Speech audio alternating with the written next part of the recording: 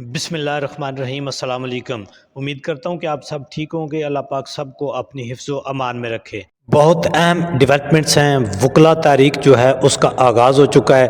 پورا دن آپ نے میڈیا کے اوپر بھی سنا ہوگا جس طرح کے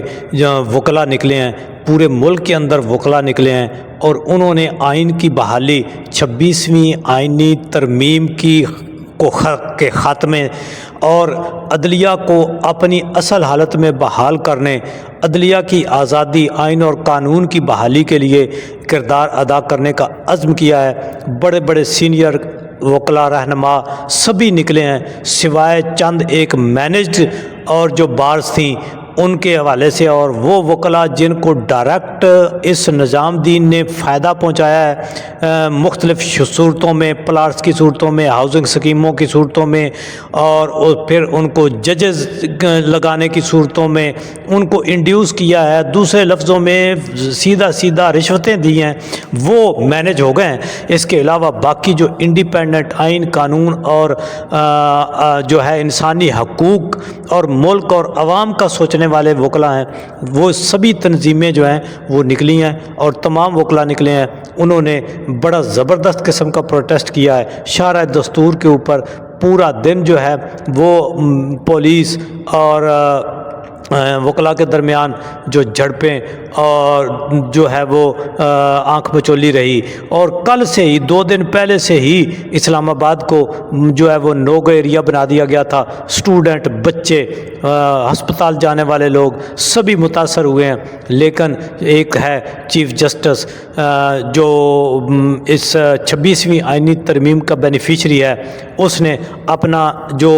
کیا کہتے ہیں کہ وفاداری کا جنہوں نے اس کو بنایا ہے ان سے وفاداری وہ نبھا رہا ہے۔ آئین اور قانون کی اس کو پرواہ نہیں، انسانی حقوق کی اس کو پرواہ نہیں، ملک کی ان کو پرواہ نہیں۔ یہ جتنے مینج قسم کا ٹولہ ہے یہ جو ہے اپنے اس کام میں لگے ہوئے ہیں، لیکن دوسری طرف جو آزاد مرد ججز ہیں جو آئین اور قانون کے ساتھ کھڑے ہیں، انہوں نے اپنی آواز اٹھائی ہے، اور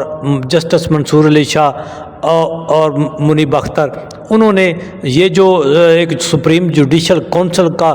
ڈھونگ رچایا گیا 26ویں ترمیم کے تحت، اس کا بائیکاٹ بھی کیا ہے۔ اب یہ عملی طور پر انہوں نے ایک قدم اٹھایا ہے، حالانکہ یہ قدم بہت پہلے اٹھانا چاہیے تھا۔ آج جو قوتیں چیخ رہی ہیں، اگر یہ قاضی فیض عیسیٰ کے وقت پہچان لیتے، اس وقت یہ نوشتہ دیوار پڑھ لیتے یہ وکلا اور یہ ججز، تو میرا خیال ہے اور اس وقت یہ ایک تحریک شروع کرتے، اور اس جو ایک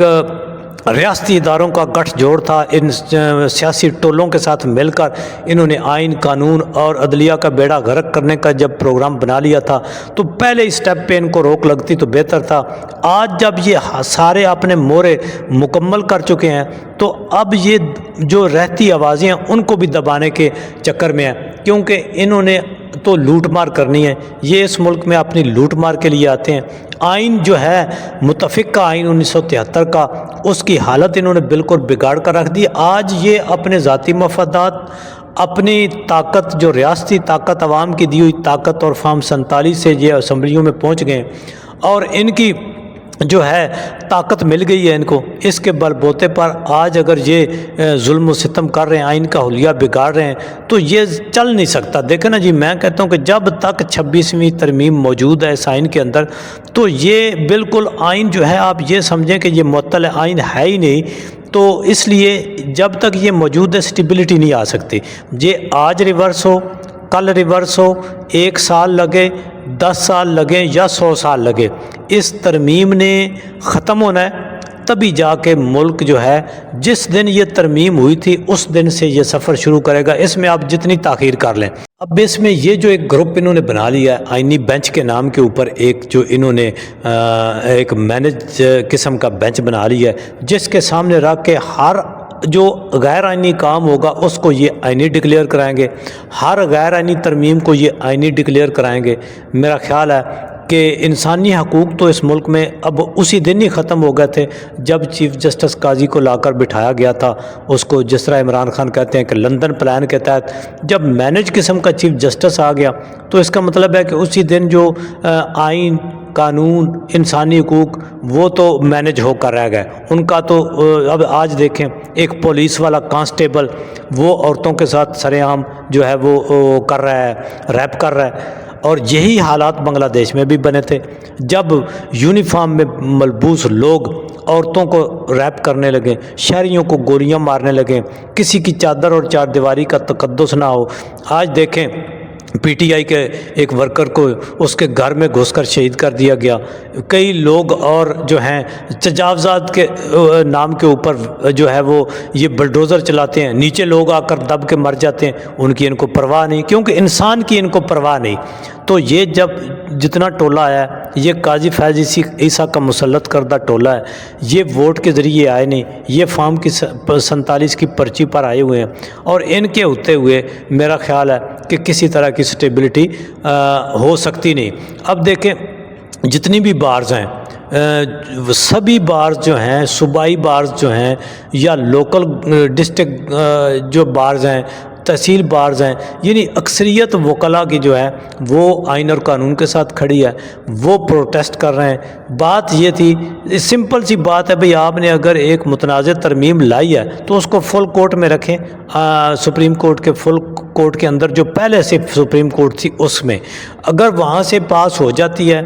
وہاں سے اس کو انڈورس کر دیا جاتا ہے تو پھر آپ کا کام ہو جائے گا آپ کو کیا مسئلہ ہے اس میں اب یہ چاہتے ہیں کہ یعنی یہ 26ویں آئینی ترمیم اس وقت یہ آن ٹیبل کریں گے جب یہ 26ویں آئینی ترمیم کے تحت لائی ہوئی سپریم کورٹ ان کی مکمل ہو جائے گی تو وہ کسی حد تک ہو گئی ہے تو جتنے یعنی اب یہ مورے فٹ ہو رہے ہیں فلاں عدالت سے کون سا مورا لانا ہے اور اس کو کدھر فٹ کرنا ہے جو آئین اور قانون